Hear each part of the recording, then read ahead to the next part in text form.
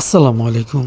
আজকে আমি রাশিয়া সম্পর্কে কিছু কথা বলবো। সেটা হচ্ছে আপনারা হয়তোবা জানেন যে রাশিয়া এবং ইউক্রেনের যুদ্ধের কারণে এই মুহূর্তে রাশিয়ার যে রুবলের যে মানটা একটু তলানিতে, বাট যেটুকু আছে আলহামদুলিল্লাহ অনেক ভালো আছে। আপনারা যারা এখানে ওয়ার্ক পারমিটে আসতে চাচ্ছেন তাদের ক্ষেত্রে আপনি যদি এইখানে 50,000 বা 60,000 রুবল ইনকাম করতে পারেন, তাহলে দেখা যাচ্ছে আপনার মাস শেষে মোটামুটি 50,000 হলে আপনি 75,000 আপনি ইনকাম করতে পারবেন। আর যদি 60,000 ইনকাম হয়, অবশ্যই সেক্ষেত্রে আপনি 90,000 ইনকাম করতে পারবেন।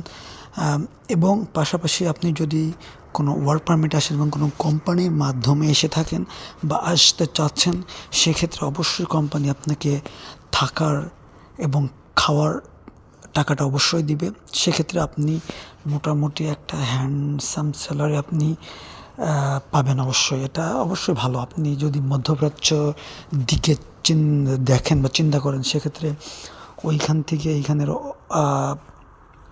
মনে করি অবস্থাটা অনেক ভালো। এবং যারা আসলে বিষয়টা কি, যারা শীত ঠান্ডাকে মোটামুটি পছন্দ করেন বা এটা আপনার সঙ্গে আপনি এটা মানায় নিতে পারেন, তাহলে আপনার জন্য কোনো সমস্যা নেই। কিন্তু যারা শীতকে তেমনটা পছন্দ করেন না এবং যাদের শরীরের সাথে এটা ভালো অ্যাডজাস্ট হয় না, তাদের ক্ষেত্রে এটা একটু ডিফিকাল্ট হতে পারে। তবে আশা করা যায় আপনি যদি কিছুদিন থাকেন, এখানে আবহাওয়ার সাথে চলেন, তাহলে অবশ্যই এটা আপনার সঙ্গে এটা মানানসই হয়ে যাবে। এটা কোনো সমস্যা না। প্রথম দিকে একটু সমস্যা হয়।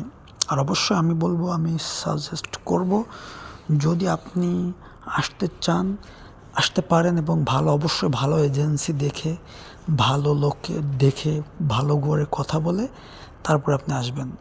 অবশ্যই কিছু কিছু এজেন্সি আছে যারা বিভিন্ন প্রলোভন দেখিয়ে বাংলাদেশিদের এনে তাদেরকে দেখা যাচ্ছে ভালো কাজ দিতে পারছে না বা যুদ্ধের দিকে তারা যেতে বাধ্য হচ্ছে। সো এগুলো দেখে তারপর অবশ্যই আপনি আপনার ডিসিশন নেবেন এবং আপনার জন্য শুভকামনা। এবং পরবর্তীতে যদি কোনো বিষয়ে জানার থাকে, অবশ্যই কমেন্ট সেকশনে জানাবেন। লাইক, শেয়ার, কমেন্ট করতে ভুলবেন না। ধন্যবাদ। আসসালামু আলাইকুম।